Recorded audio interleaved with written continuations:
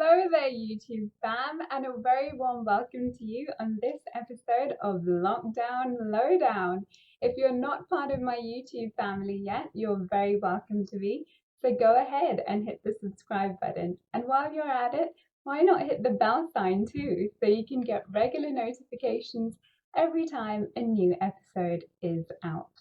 Well, I am so excited and super blessed to have join us on this episode Rico Tice. Rico is Senior Minister at the legendary All Souls Church, Langham Place, in the heart of London. He is also the founder of Christianity Explored Ministries, author of Honest Evangelism, and co-author of Christianity Explored. Rico has led the Oxford Intercollegiate Christian Union mission at Oxford University many times, no surprise, as he read theology at Wycliff College, Oxford, so it's clearly a place dear to his heart. He is also a director of Christians in Sport, with rugby preceding perhaps his second biggest hobby of being a movie buff. He is a husband to his beautiful wife, Lucy, and they have 3 lovely children. But to me, personally, Rico is just about the most humble and diligent person I've ever met. When I think of true faith in action, I think of Rico. And when I'm tempted to be weary in my faith or feel disappointed at the lack of wholehearted devotion I feel like being judgmental towards, it's warriors like Rico, whose servant heart and sincere zeal inspire me once again. Here to talk about, well, Christianity, he joins us now. Rico, it's so lovely to have you on. Thanks so much for joining us today. It's an honour to be with you. Really nice to be with you, Beverly.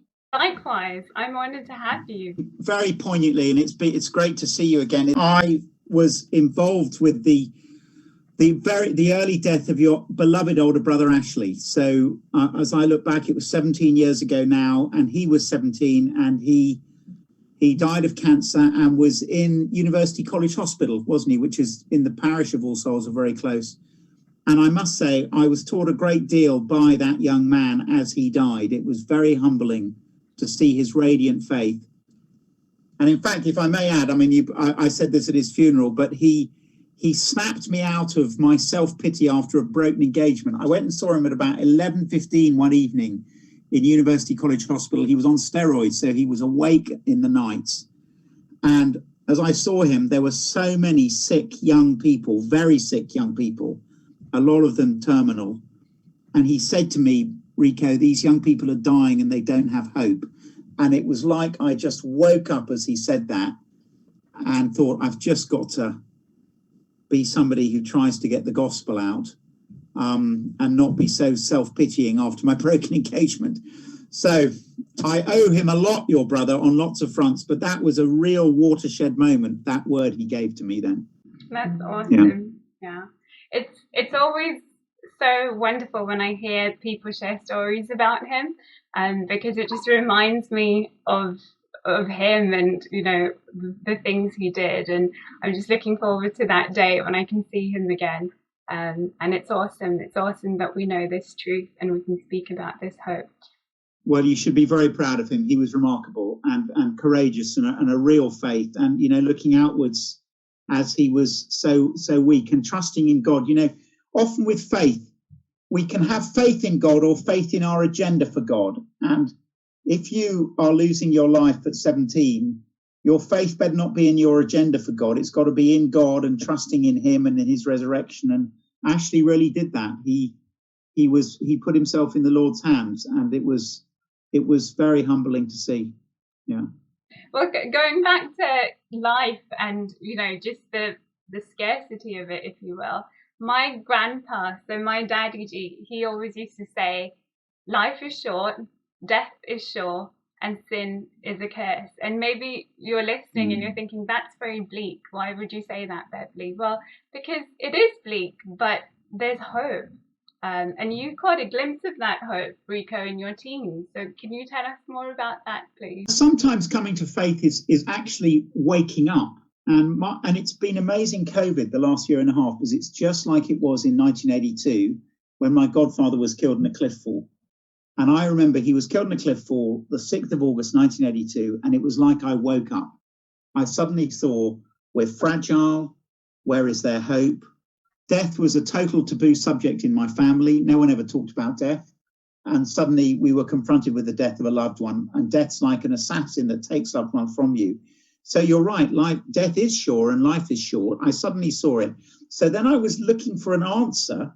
And a maths teacher said to me, he said, look, Jesus is like the needle that goes through a tapestry, and we're like the thread that follows, because if he got through death, he can get me through. It's not just that we believe in the resurrection of Jesus. We do.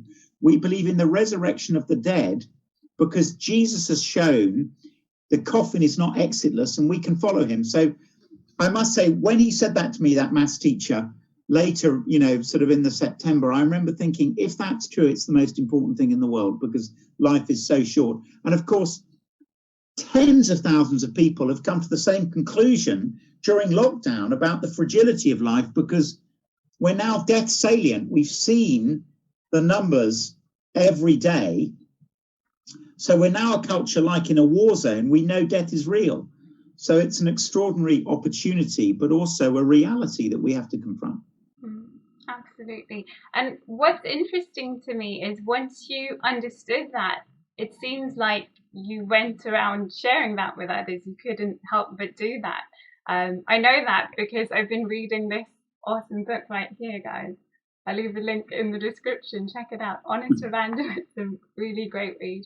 But yes, so why did that happen? Why did you want to share that hope with others? And why is that hope, sharing that hope, evangelism, if you will, at the heart of Christianity? Well, Beverly, it's interesting looking back to my school days, because of course there was a real arrogance there. I was young, but I just knew that Jesus was the center of the world, that he'd given us life, that he died on the cross for us, that he'd risen, that when I read my Bible, it would walk off he would walk off the pages. And so if you particularly come from a non-Christian home, and so loved ones die without hope, it does compel you. So quite early on, I suddenly thought, well, people have, they need to know, they need to have this opportunity. And interestingly, an awful lot of my friends rejected Jesus because, they wanted to sleep with their girlfriends or whatever it was. But as you'd have the conversation, whether they were accepting or rejecting Christ, I could see the power of it. I could see that this was one of the most important conversations in their life. So there's great joy in finding the lost, but also it's just so important to tell people. So I suddenly knew it was like you're playing at Lansdowne Road or Twickenham every day, because it's so important. And so I found, one, people are in peril, but secondly, there's incredible importance and excitement. I was always looking for purpose, and I thought the purpose in life is people need to know that this story of Jesus can be their story. So I think it was that. It was not coming from a non-Christian home, and as I sought to tell others, realizing just how incredibly important it was by the reaction I could see. I love that, how you put it that way, that it gives you purpose, obviously the purpose of sharing that hope. But I just find Christianity in general and knowing our identity in Jesus gives you such great purpose, a purpose that it is hard to come by any other way, if not impossible. I think that's massive. So a really big verse for me is 1 Corinthians 15:58, and a guy who'd left my school wrote a letter back to me, and I got this letter, and I can still see his writing on the page in my mind's eye. It's 40 years ago now, but he quoted 1 Corinthians 15:58, and therefore let nothing move you. Always give yourselves fully to the work of the Lord, because you know that your work for the Lord is never in vain. So because Christ is risen, which is the previous 57 verses in 1 Corinthians, it means that if you're in that story, everything matters because of who you're doing it for, and it counts for eternity. Well, that was a total light bulb moment for me, that everything in my life mattered, because if I did it for Christ, he would link it with eternity. And to be in that story is absolutely thrilling. And I've never lost that sense of privilege and purpose. I find it's there everywhere, every day, which of course partly is because the Holy Spirit in his great humility inhabits us and gives us that joy as we do this work. Absolutely. And so I'm guessing that's exactly why you decided to be a minister. Is that because that was the best way to share that good news? What put me into the ministry, Beverly, was that the chaplain at my school, and as I look back, it wasn't really his fault. The school did not want the gospel preached. They wanted a message which is, we're all good chaps, we're all in it together. And the gospel is, we're not all good chaps and we're not all in it together. You have to come to Jesus in order to be rescued from the coming wrath. And seeing the dear chaplain, and again, I think it's wrong to blame it. I think he was constrained by the environment massively. But to see the gospel not being preached, to see my friends leaving school thinking, if I'm a good guy, God will accept me. And therefore, all I have to do is go around doing good works and I'll be accepted. To see the lie and the deceit that they believed and their inability to come to terms with their own sin or see the rescue of Jesus. Well, it made me so cross, I got ordained. So there are a number of reasons for ministry. One is because it's true. A second is because you love people. But thirdly, you're angry that the truth isn't getting out. And I have to say, quite a lot of the time I have been fueled by an anger. Why aren't people told the truth? Why is the Church of England telling lies? Why does it have ministers who are allowed and ordained to sit there and say, oh, by the way, all roads lead to Christ, when they don't? The only way to get to God is through the cross of Christ. You've got to admit he died for you. So honestly, what got me ordained in a way was bad clergy. That's terrible. Interesting. They say if you can't beat them, join them. And you decided to join them to beat them in a way. Yeah, well, I think so. And I think if you're a young person listening and you're thinking, oh, I'm not going to bother with church. No, go into the church to change it. And it's Christ, it's God's church. He loves the church. He sent his son to die for it.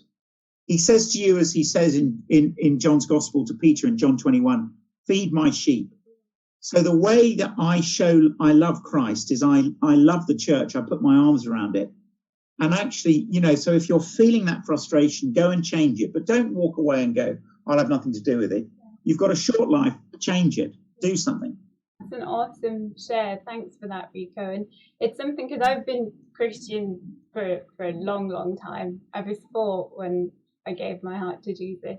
And I haven't looked back, tried to look forward. Not always easy, but it is possible with his help. But to be honest, sometimes I've found it frustrating because I grew up in the church. And when you grow up in the church, you see the ins and outs and you're disappointed because it's not a perfect church. We are the church and we're not perfect people. And we want it to be perfect. We want to strive for that holiness. But when you don't see that, it is frustrating. But at the same time, the biggest motivator for me is when I see people who are living their life out for Christ. That's such a great motivator for me and such great inspiration, because we need that. We need to see others who are doing it, and we can get a source of hope from that. So you've been a great inspiration to me. I don't know if you know that or not, but just seeing the way that you live your life and your humility, and you're always there just trying to juggle things to help people, and I've seen you do that. But I was wondering, for you, what have been some of the stories of faith or people that you've seen that have really inspired you and that have stood out to you? I think the first thing is that this is, true of all these people, those I've mentioned now, but I think what I need to say is that don't look to the church to inspire you. Look to Jesus and the gospel, and let your love for Jesus take you back into serving the church, because the church will let you down. They will be disappointing. They're Christians, and the qualification for being Christian is not are you good enough, but are you bad enough? Yeah. We get it wrong. I let people down. But when someone in the church lets you down, you go, oh, no, that's a great opportunity for me to do this for Jesus, because you've let me down. So, on my desk here, Beverly, I have this cross, and I I keep it there, and that's my motivation. He died for me. He paid a great price. And so when I'm disappointed by the church, and when I see stuff that goes wrong, I think, no, I'm doing this for him, for the Lord Jesus, and he calls me to love the church he died for. So, and of course, other people need to do that for me, my darling wife. I mean, she goes to Christ to fill her, and I empty her. So I think that's very important. In terms of who are the heroes, honestly, Beverly, it sounds silly, but, let's think about Jesus first. I mean, the first thing that struck me about Jesus is in the Sermon on the Mount, he said, love your enemies, pray for those who persecute you. And then as he was being judicially murdered, he cried out for his killers, Father, forgive them, they don't know what they're doing. And I think what we need today is we need to pray for the resilience that Jesus had. So resilience is having a soft heart and a tough skin. So you think of the softness of Jesus' heart. On that Easter week, he's on the cross, and yet he prays for his murderers. But nothing will stop him going to the cross to die for me. So, I pray all the time. I say, Lord, give me a soft heart and a tough skin, not the opposite, which is a thin skin and a hard heart. So the first thing is we look to Jesus, and then everyone's flawed, but from different people, I'll learn different things. I mean, for example, my new boss here at All Souls is a guy called Charlie Screen, and his dad died when he was 2. And he's an amazing Christian man. I've watched him the last couple of months. And, he never had a dad. And, that's quite something to be that sort of Christian servant and worker, brought up with a single mum and, pretty tough. So I'm looking at Charlie and thinking, gosh, and he went to the Lord early and the Lord is his inspiration. But I've been impressed by him recently, actually, my new boss. And I'm not trying to suck up to him, but honestly, I've been like, that's been pretty remarkable. And then I think of Katie Huggins I saw yesterday morning, and she goes out at 6 a.m. and prays for homeless people. She's had breast cancer. She's a member of my church. She leads the homeless work. So she goes around, no one can see that work. I see it because I'm involved with the homeless stuff. But so it's the hidden faithfulness that's impressive. I want to highlight the people who faithfully run the youth club for, I think of Jim Twiss, who has just done 25 years as the guy on the door for our 9:30 morning service at All Souls. I mean, 25 years he's been stewarding. That's faithfulness. That's just quietly doing it for Jesus each week. So as I go on, I mean, John Stott was here at All Souls. He was very famous. There was lots from him I learned. He was very humble. But it's these people like Jim who've just done 25 years on the door at the church. That's faithfulness. There are lots of other things he could have chosen to do with his Sunday, but he's serving Jesus at the 9:30. And whoever you are, it's that long-term faithfulness that counts. Thanks for that, Rico. And I needed that. Thanks for that great reminder that we are to look to Jesus first. And thank God for great inspirations too, because they just fuel us more. And then it's therefore coming to Jesus in the morning. And what's interesting is let the Bible show you your sin. So the way to really feel joyful about your faith, ironically, is to see your sin. So you come to the Bible, you see your sin. It's like a mirror as you read it in the morning. I was reading the Psalms, and he says in Psalm 119 this morning, every word is my delight, I obey your law. And I was thinking, Lord, that's not true of me. I don't delight in every word, I don't obey it, forgive me. But we come to sin, then we have grace, then we have joy, and then we have disciple service and evangelism. But start by growing downwards into your sin. That's a great thing, because then I see God's grace afresh, and I have joy that I'm forgiven, and then I serve. So it's that. How do I keep going spiritually? Keep looking at your sin and remembering God's grace. Absolutely. Well, if you're listening today and this sounds interesting and you'd like to find out more about Christianity and the person of Jesus, I highly recommend this book here, Christianity Explored. And Christianity Explored is now a ministry, Rico. Tell us more about that, please. Yeah, look, Beverly, we were just trying to find the best way of doing evangelism. And this will sound arrogant in English from a middle-class Englishman now, but I'm convinced if you said to God, what's the best way to do evangelism? There are lots of ways. What's the best ways? I'm convinced he'd say, why don't you go through the books I've given you about my son? And the shortest book is Mark's Gospel. And basically every word of Mark's Gospel is either about who is Jesus, identity, why did he come mission, or what does it mean to follow him, call. And the disciples and everyone else is blind to that. So the drama in Mark's Gospel is you're going through and saying, can they see who he is? Can they see why he came? Can they see what it means to follow him?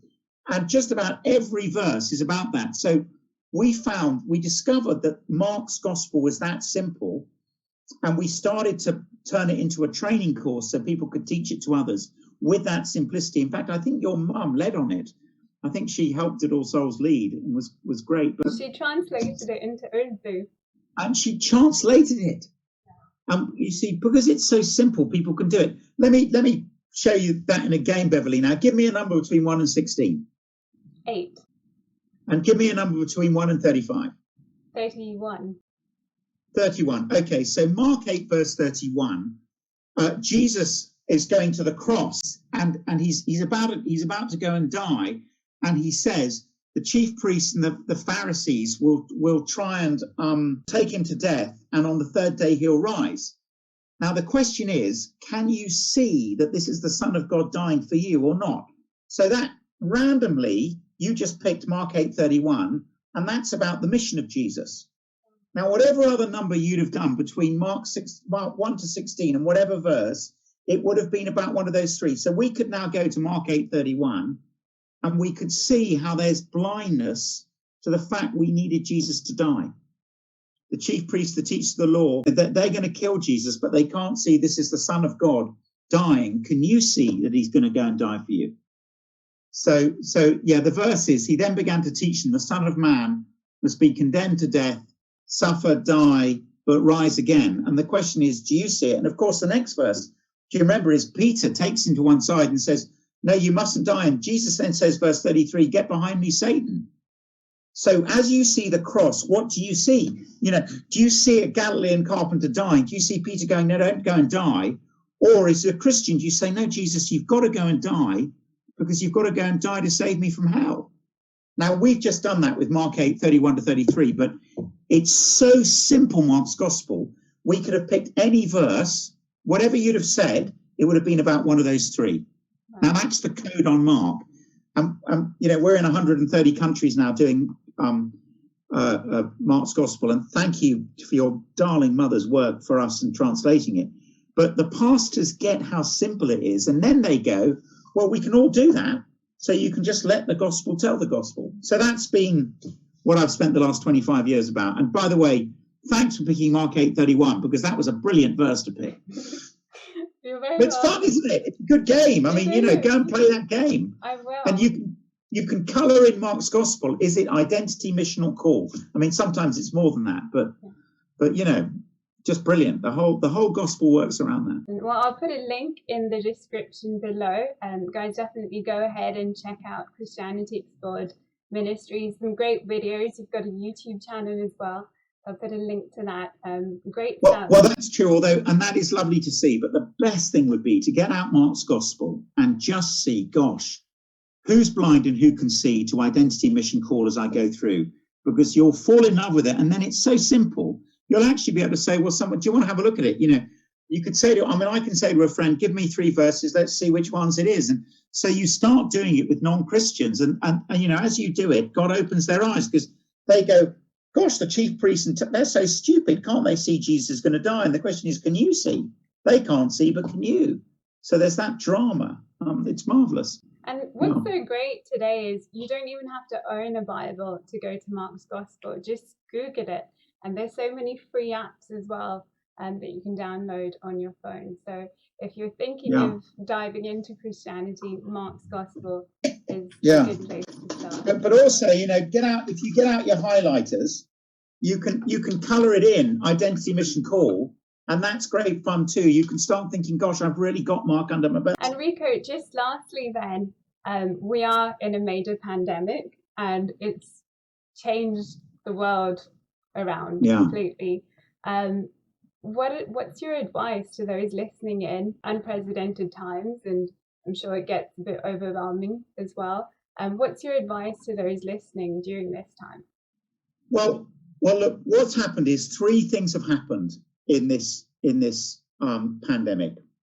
People have learnt they're frail because of death. So suddenly there's fragility to life because of the death counts, 127,000 in the UK. So death is now real. What's the answer to it? Secondly, we're not in control. Our diaries have been cancelled. So we're no longer in control. Thirdly, we're relational.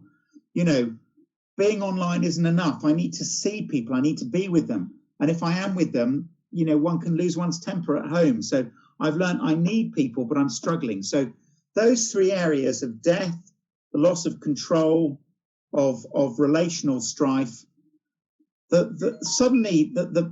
now actually we're on home turf in terms of preaching the gospel, because we can say to people, do you have hope? I mean, look at the death count. What hope do you have? And that used to be an offence, but now some people are going to go, oh no, I don't have hope, and what am I going to do? Because I know life is short. And others will go, I've suddenly realised I'm not in control. And others will go, gosh, I need people, but I'm lonely. If I'm with people, how do I forgive them? So let's be people that ask questions of other people, saying, sorry, do you have a hope for a time like this? It used to be we could stay superficial, then there are our feelings, and then our worldview is in the middle. But we can almost go right to the worldview and say, look, we're in the same storm, but what boat are you in? Are you in a boat that gives you hope? How do you cope with forgiveness when you're 24/7 in the same house with people?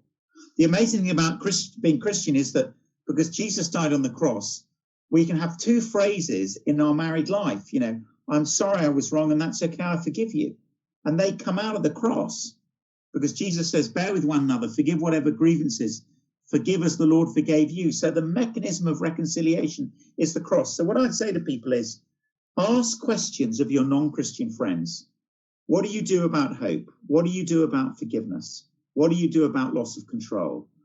And then show people that Jesus is the rock and the world is sinking sand. So the big passage for the pandemic is Matthew 7:24-27. If you don't build your house on Jesus, it's shown that you're on sinking sand. And so, let's have some confidence.